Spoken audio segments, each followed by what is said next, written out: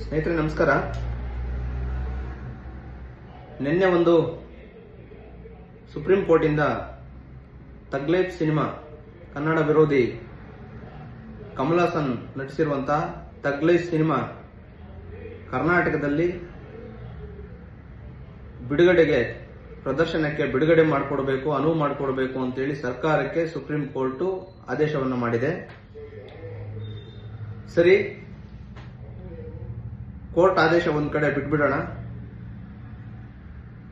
ಕೊಂಗ ಕಮಲ್ ಹಾಸನ್ಗೆ ಇರುವಂತ ದುರಾಂಕಾರ ಇಲ್ಲಿ ನಮ್ಮ ಹೈಕೋರ್ಟ್ ಹೇಳಿದೆ, ಕ್ಷಮೆ ಕೇಳು, ಕನ್ನಡಕ್ಕೆ ಅವಮಾನ ಆಗಿದೆ, ಕನ್ನಡಿಗರಿಗೆ ಅವಮಾನ ಆಗಿದೆ, ಕನ್ನಡದ ಇತಿಹಾಸಕ್ಕೆ ಅವಮಾನ ಆಗಿದೆ, ಕ್ಷಮೆ ಕೇಳು ಅಂದ್ರೆ ಆ ಕೊಂಗನ್ಗಿರುವಂತಹ ಅಹಂಕಾರ, ದುರಾಂಕಾರ, ಕ್ಷಮೆ ಕೇಳಿದೆ. ಅವನಿಗೆ ಎಷ್ಟು ಈಗೋ ಇರ್ಬೇಕು ನೋಡಿ. ಅವನು ಕ್ಷಮೆ ಕೇಳೋದು ಬಿಟ್ಟು ಅವನು ಸುಪ್ರೀಂ ಕೋರ್ಟ್ಗೆ ಹೋಗಿ ನನ್ನ ಚಿತ್ರ ಬಿಡುಗಡೆ ಮಾಡಬೇಕು ಅಂದ್ರೆ ಕನ್ನಡಿಗರು ಏನ್ ಅನ್ಕೊಂಡಿದ್ದೀರಿ? ಕನ್ನಡಿಗರಿಗೆ ಗೌರವ ಇಲ್ವಾ? ನಮ್ಮ ಮುಖ್ಯಮಂತ್ರಿಗಳು ಕನ್ನಡದ ಮುಖ್ಯಮಂತ್ರಿ ಅಂತೇಳಿ ಕರ್ಸ್ಕೊಂತೀರಲ್ಲ ಮುಖ್ಯಮಂತ್ರಿಗಳೇ, ಈಗ ನಿಮ್ಮ ನಿಲುವನ್ನ ಪ್ರದರ್ಶನ ಮಾಡಬೇಕು. ನೀವು ನಿಜವಾಗ್ಲೂ ಕನ್ನಡದ ರಾಮಯ್ಯ, ಕನ್ನಡದ ಮುಖ್ಯಮಂತ್ರಿ, ಕನ್ನಡದ ಸಿದ್ದರಾಮಯ್ಯ, ಕನ್ನಡಿಗರ ಪರವಾಗಿದ್ದೀನಿ ಅನ್ನೋದಾದ್ರೆ ನಿಜಕ್ಕೂ ಇವತ್ತು ಕೋರ್ಟ್ ಆದೇಶ ಏನ್ ಮಾಡಿದೆ, ಚಿತ್ರ ಬಿಡುಗಡೆ ಮಾಡಿಕೊಡಿ, ಅದಕ್ಕೆ ರಕ್ಷಣೆ ಕೊಡಿ, ಚಿತ್ರ ಬಿಡುಗಡೆ ಮಾಡೋದಕ್ಕೆ ಅನುವು ಮಾಡಿಕೊಡಿ ಅಂತೇಳಿ ನಿಮ್ಗೆ ಆದೇಶ ಮಾಡಿರೋಂಥದ್ದು. ಆದ್ರೆ ಚಿತ್ರ ಬಿಡುಗಡೆ ಮಾಡಿಸ್ಬೇಕೋ ಮಾಡಿಸಬಾರ್ದು ಅದು ನಿಮ್ಮ ವೈಯಕ್ತಿಕ. ನಿಮ್ಗೆ ನಿಜವಾಗ್ಲೂ ಕನ್ನಡದ ಮೇಲೆ ಗೌರವ ಇರೋದೇ ಆದ್ರೆ ನೀವು ಯಾವುದೇ ಕಾರಣಕ್ಕೂ ಚಿತ್ರ ವಿತರಕರು ಇದಾರಲ್ಲ, ಹಂಚಿಕೆದಾರರಿದಾರಲ್ವಾ, ಅವ್ರಿಗೆ ಹೇಳಿ, ಇಲ್ಲ ಬೇಡ, ಇದು ನಮ್ಮ ಭಾಷೆಗೆ ಅವಮಾನ ಆಗಿದೆ, ಇದು ಯಾವುದೇ ಕಾರಣಕ್ಕೂ ನಮ್ಮ ಬೆಂಬಲ ಇಲ್ಲ, ನಮ್ಮ ಸರ್ಕಾರದಿಂದ ಬೆಂಬಲ ಇಲ್ಲ ಅಂತ.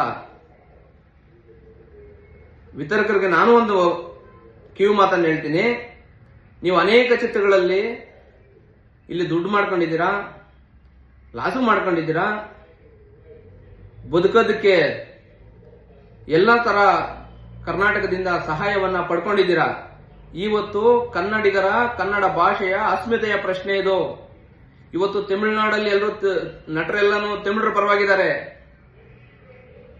ಇವತ್ತು ನೀವು ಸಹ ಈ ಸಿನಿಮಾನ ನೀವು ತಗೋಬಾರ್ದು. ಯಾರು ಸಹ ಈ ಚಿತ್ರ ಮಂದಿರಗಳ ಮಾಲೀಕರು ಯಾರಿದ್ದಾರೆ ಖಂಡಿತವಾಗ್ಲೂ ತಗೋಬಾರ್ದು. ನೀವು ತಗೊಂಡ್ರೆ ಮುಂದೆ ಆಗೋ ಅನಾಹುತಕ್ಕೆ ನೀವೇ ಕಾರಣರಾಗಿರ್ತೀರಿ. ಇದು ನೇರವಾದಂತ ಎಚ್ಚರಿಕೆ. ಕನ್ನಡ ಪರ ಹೋರಾಟಗಾರರು ಬಳೆ ತೊಟ್ಕೊಂಡು ಸುಮ್ಮನೆ ಕೂತಿಲ್ಲ, ನಾವು ಸುಮ್ಮನೆ ಇರೋದು ಇಲ್ಲ. ಇದು ನಮ್ಮ ಭಾಷೆಯ ಅಸ್ಮಿತೆಯ ಪ್ರಶ್ನೆ, ಗೌರವದ ಪ್ರಶ್ನೆ, ಕನ್ನಡಿಗರ ಗೌರವದ ಪ್ರಶ್ನೆ. ಹಾಗಾಗಿ ಯಾವುದೇ ಕಾರಣಕ್ಕೂ ಸಿದ್ದರಾಮಯ್ಯನವರೇ ನೀವು ಇದಕ್ಕೆ ಅವಕಾಶ ಕೊಡಬಾರದು. ನೀವು ನೋಡಿ, ರಾಜಕಾರಣಿಗಳು ನಿಮ್ಗೆ ಬೇಕಾದಂತ ಸಂದರ್ಭದಲ್ಲಿ ನಾವು ಕನ್ನಡಿಗರು, ನಾವು ಕನ್ನಡದ ಪರವಾಗಿದ್ದೀವಿ, ಕನ್ನಡಿಗರ ಪರವಾಗಿದ್ದೀವಿ ಅಂತೇಳಿ ಮೈ ಮೇಲೆ ಅವತ್ತು ಜೆಂಡಾ ಬಾವುಟವನ್ನ ಹಿಡಿಯುವಂಥದ್ದು, ಶಾಲ್ವನ್ನ ಹಾಕೊಳ್ಳುವಂಥದ್ದು, ಇಂತಹ ನಾಟಕಗಳು ಇಲ್ಲಾಗಬಾರದು. ನಿಜವಾಗ್ಲೂ ನಿಮ್ಗೆ ಅಭಿಮಾನ ಇರೋದಾದ್ರೆ ಈ ಕೊಂಗನ ಸಿನಿಮಾ, ಥಗ್ ಲೈಫ್ ಸಿನಿಮಾ ಈಗಾಗಲೇ ಹಾಳಾಗೋಗಿದೆ. ತಮಿಳುನಾಡಲ್ಲಿ ಸಾಹಿತಿಗಳು, ಇತಿಹಾಸ ಪುರುಷರು ಹೇಳಿದ್ದಾರೆ, ಇವನ ಹತ್ರ ಏನಾದ್ರೂ ದಾಖಲೆಗಳಿದೆಯಾ? ಯಾಕೆ ಮಾತಾಡಬೇಕಾಗಿತ್ತು? ಈಗಲೇ ನಮ್ಮ ಕರ್ನಾಟಕಕ್ಕೂ ತಮಿಳುನಾಡಿಗೂ ಕಾವೇರಿ ವಿಚಾರವಾಗಿ ಒಂದಷ್ಟು ಗೊಂದಲ ಇದೆ, ಯಾಕೆ ಮಾತಾಡಬೇಕಾಯ್ತು ಅಂತ ಅವರ ನಾಡಲ್ಲಿ ಅವರೇ ಉಗ್ದಿದ್ದಾರೆ. ಇವತ್ತು ನೀವ್ ಹೆಂಗ ಅವಕಾಶ ಮಾಡಿಕೊಡ್ತೀರಿ? ಈ ಸಿನಿಮಾ ಸುಪ್ರೀಂ ಕೋರ್ಟ್ ಹೇಳಿದ ತಕ್ಷಣ ನಾವು ಬಿಟ್ಬಿಡ್ಬೇಕಾ? ಸುಪ್ರೀಂ ಕೋರ್ಟ್ ಯಾಕೆ ಕೇಳಲಿಲ್ಲ? ಕನ್ನಡಿಗರಿಗೆ ಇದೊಂದು ಭಾಷೆಗೆ ಧಕ್ಕೆ ಆಗಿದೆ, ನೀವು ಕ್ಷಮೆ ಕೇಳಿ ಅಂತ.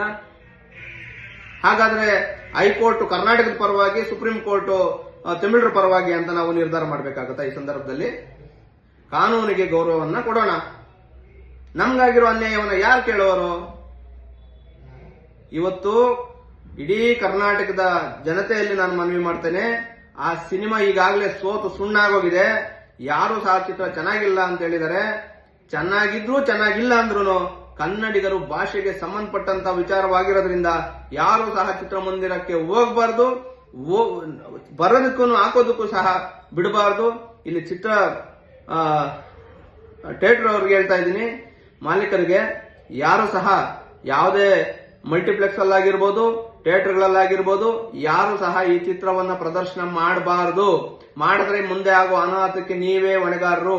ಇದನ್ನ ನಾನು ಕಂಠಘೋಷವಾಗಿ ಹೇಳ್ತಾ ಇದ್ದೀನಿ. ನೋಡಿ, ಇದು ಒಂದು ಸಿನಿಮಾ, ಇದರಿಂದ ಏನ್ ದೊಡ್ಡ ಇತಿಹಾಸ ಬದಲಾಗಂತದ್ದೇನಿಲ್ಲ. ಇದಿಲ್ಲ ಅಂದ್ರೆ ಇನ್ನೊಂದು ಓಡುತ್ತೆ. ಇವತ್ತು ನೀವು ಕನ್ನಡಿಗರನ್ನ ಎದುರಾಕೊಂಡು ನೀವು ಚಿತ್ರವನ್ನ ಪ್ರದರ್ಶನ ಮಾಡೋದೇ ಆದ್ರೆ ಮುಂದೆ ಆಗುವ ಅನಾಹುತಗಳಿಗೆ ನೀವೇ ಹೊಣೆ ಆಗ್ಬೇಕಾಗತ್ತೆ. ಕನ್ನಡಿಗರ ಕೆಂಗಣ್ಣಿಗೆ ಗುರಿ ಆಗ್ಬೇಕಾಗತ್ತೆ. ಹಾಗಾಗಿ ನಾನು ಕರ್ನಾಟಕ ರಕ್ಷಣಾ ವೇದಿಕೆ ಸಿಂಹ ಸೈನ್ಯ ಸಂಸ್ಥಾಪಕ ರಾಜ್ಯಾಧ್ಯಕ್ಷ ಶ್ರೀನಿವಾಸ್ ಗೌಡ ಹೇಳ್ತಾ ಇದ್ದೀನಿ, ಕನ್ನಡ ಪರ ಹೋರಾಟಗಾರರು ಎಲ್ಲರೂ ಸಹ ಇದೇ ವಿಚಾರಣೆ ಮಾತಾಡ್ತಾ ಇರೋದು. ಯಾವುದೇ ಕಾರಣಕ್ಕೂ ಕೊಂಗನ ಸಿನಿಮಾ ಇಲ್ಲಿ ಕನ್ನಡ ವಿರೋಧಿಯ ಸಿನಿಮಾ, ಕರ್ನಾಟಕದಲ್ಲಿ ಅವಕಾಶ ಯಾವುದೇ ಕಾರಣಕ್ಕೂ ಕೊಡಬಾರದು. ಈಗಾಗಲೇ ಸೋತೋಗಿದೆ ಸಿನಿಮಾ. ಕನ್ನಡಿಗರನ್ನ ಎದುರಾಕೊಂಡಿದ್ದಕ್ಕೆ ಈಗಾಗಲೇ ಸುಣ್ಣಾಗಿದೆ. ಈಗ ನಿನ್ಗೆ ಒಂದು ತಪ್ಪು ಮಾಡಿದೀಯಾ, ಒಂದು ಕ್ಷಮೆ ಕೇಳು ಅಂದ್ರೆ ಕೇಳಲಿಕ್ಕೆ ಆಗ್ಲಿ ನನ್ನ ಮೇಲೆ. ನಿನ್ನ ಕ್ಷಮೆ ನಮಗೆ ಅವಶ್ಯಕತೆ ಇಲ್ಲ. ಕನ್ನಡಿಗರ ಶಕ್ತಿ ಏನು ಅಂತ ನಿನ್ಗಾಗ್ಲೇ ಗೊತ್ತಾಗಿದೆ. ಇವ್ ಮುಂದೆ ಯಾರು ಇಂಥ ತಪ್ಪನ್ನ ಮಾಡಬಾರ್ದು. ಮಾಡಿದ್ರೆ ಇದೇ ಗತಿನೇ. ನೋಡೋಣ. ಎಲ್ಲರೂ ಸಹ ಕನ್ನಡಿಗರು ಮನವಿ ಮಾಡ್ತಾ ಇರೋದೊಂದೇ, ಯಾರು ಸಹ ಇದಕ್ಕೆ ಅವಕಾಶವನ್ನ ಮಾಡಿಕೊಡ್ಬಾರ್ದು. ಚಿತ್ರವನ್ನ ಹಂಚಿಕೆದಾರರಾಗಿರ್ಬೋದು, ಯಾರು ಸಹ ಈ ಸಿನಿಮಾಗೆ ಹೂಡಿಕೆಯನ್ನ ಮಾಡಬಾರ್ದು. ಈ ಸಿನಿಮಾ ಪ್ರದರ್ಶನ ಮಾಡಿಕೊಡ್ಲಿಕ್ಕೆ ಚಲನಚಿತ್ರ ವಾಣಿಜ್ಯ ಮಂಡಳಿ ಕೂಡ ಒಂದು ನಿರ್ವಹಣೆ ಹೇಳಿದೆ.